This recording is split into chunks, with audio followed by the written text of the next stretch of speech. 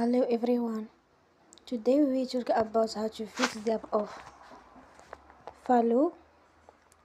We will go to settings.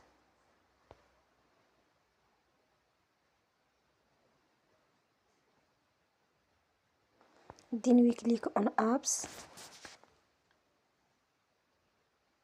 After that you will search the app Falou.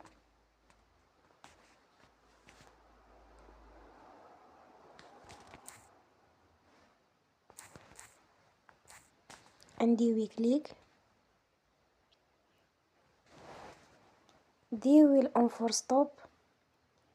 After that you will go to storage. Then we click on clear cache. You will go to Play Store and you will update your app. Don't forget to support us by like and subscribe.